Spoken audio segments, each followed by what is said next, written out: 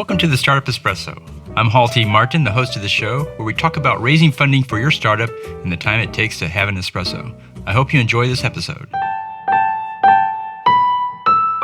Hello, this is Hall T. Martin with the Startup Funding Espresso, your daily shot at startup funding and investing.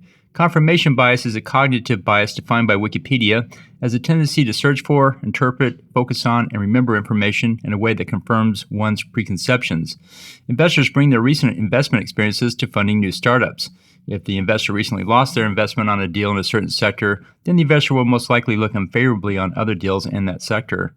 On the other hand, if the investor found success in investing in a particular type of company, then most likely the investor will look for similar companies. It's important to understand these forces when setting up an investment thesis and a criteria for funding startups. To overcome confirmation bias, consider the following. Try to view the deal from other angles than you traditionally use. Ask other investors for their view on it and note the ones with strong objections. Discuss your thought process with other investors to see where you might be off the mark. And expand your connections to include people with other experience and viewpoints. Give prominence in your thinking to views divergent from your own. Thank you for joining us for the Startup Funding Espresso, where we help startups and investors connect for funding. Let's go start something today.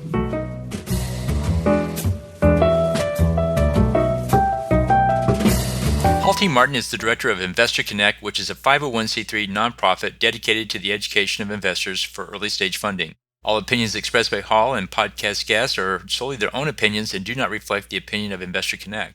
This podcast is for informational purposes only and should not be relied upon as a basis for investment decisions.